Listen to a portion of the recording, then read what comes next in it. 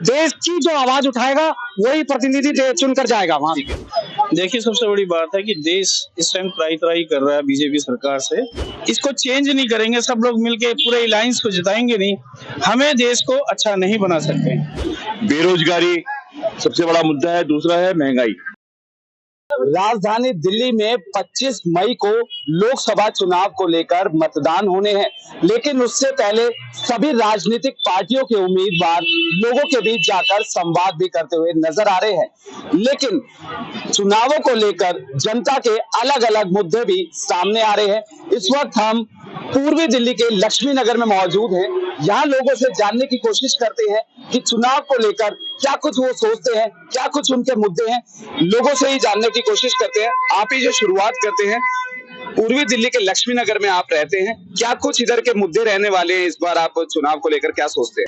मैं पूर्वी दिल्ली का निवासी हूँ और दिल्ली पर पूर्वी दिल्ली भी एक दिल्ली का क्षेत्र है। वहाँ पर यदि देखा जाए तो सारे मुद्दे, जैसे आप बस चल रही है यहाँ पर लेडीजें बस में फ्री चल रही हैं, स्कूलों में बहुत अच्छा काम हुआ है, और जो बिजली पानी है एक लिमिटेड तक 200 यूनिट तक का फ्री का वो है, और यही मुद्दे उसमें काम आने हैं।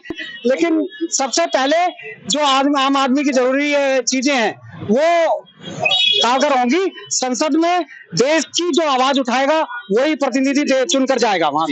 भाई साहब, आपसे जानते हैं क्या कुछ मुद्दे रहने वाले हैं इस बार चुनाव को लेकर, अगर आपकी लोकसभा सीट की बात करें। देखिए, मेरे लक्ष्मी नगर में 10 साल से बीजेपी का सांसद है यहाँ, लेकिन मेरे ख्याल महेश गिरी भी कभी नहीं दिखाई नहीं दिए जनता में। जनप्रतिनिधि रहे, जन से तो मिलेगा, नहीं मिलेगा, कभी भी नहीं आया, नहीं है।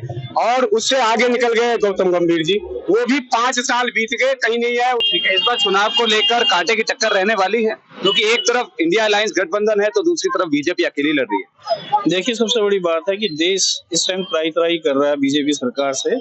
आप जानते हैं, बच्चे के दूध से लेके बच्चों की किताबों से लेके कफन तक में जीएसटी लगा दिया, लेकिन जहां से कमाई हो रही है पूरे देश की जीएसटी, जो पेट्रोल और दारू ये फ्री है, ये वो मनमानी कर रहे हैं। अब पिछले साल का, इस साल का जीएसटी कलेक्शन देखेंगे, पिछले महीने का बम्पर है, लेकिन फिर भी देश कर्जे में है। गुजरात की हाल देख लो, पिछले 4 साल में कर्जा 300 गुना बढ़ गया है। जब तक हम लोग इसको चेंज नहीं करेंगे, सब लोग मिलके पूरे अलायंस को जिताएंगे नहीं, हमें देश को अच्छा नहीं बना सकते। आपसे जानते हैं क्या कुछ मुद्दे हैं? मैं 2014 का जो उनका घोषणा पत्र है ना बीजेपी का, वही मुद्दे हैं हमारे। उन्होंने 2 करोड़ रोजगार कहा था, हर साल देंगे 20 करोड़ रोजगार। मुझे लगता नहीं कि 2 लाख भी अगर कहीं पे दिए हों। अभी भी 30 लाख सरकारी पद खाली पड़े हुए हैं। बेरोजगारी सबसे बड़ा मुद्दा है, दूसरा है महंगाई। महंगाई का मतलब यह है कि आप चाहे छोटी से छोटा जो घरेलू, चाहे वो सिलेंडर है, दाल है, तेल है, किसी पर भी आप देख लीजिए दुगना तिगना चीजें बढ़ गई हैं। पेट्रोल का आप देख लीजिए कि जब इंटरनेशनल मार्केट के अंदर पेट्रोल के दाम गिरे हुए थे, तब भी भारत के अंदर वो पेट्रोल के दाम 110-100 रुपए के करीब थे। डीजल का यही हाल था। तो ये सारे के सारे मुद्दे हैं, और युवा भी देख रहा है, महिलाएं भी देख रही है। महिला सुरक्षा की बात थी, अब महिला सुरक्षा के नाम पर आप ये समझिए कि बिल्कुल मतलब कोई काम नहीं हो रहा है, केवल कहते हैं। आप देखिएगा कि यूपी सबसे ज्यादा जहां बलात्कार के केसेस रिपोर्ट हो रहे हैं।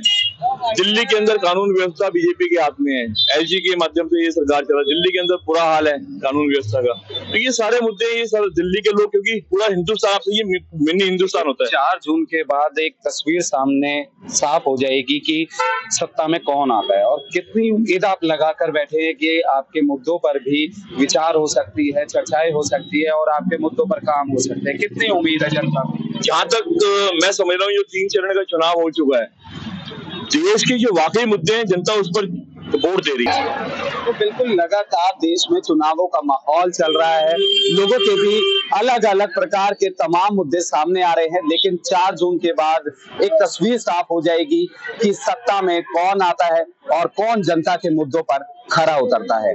कैमरा पर्सन वैभव के साथ कुणाल शर्मा, पंजाब केसरी, दिल्ली।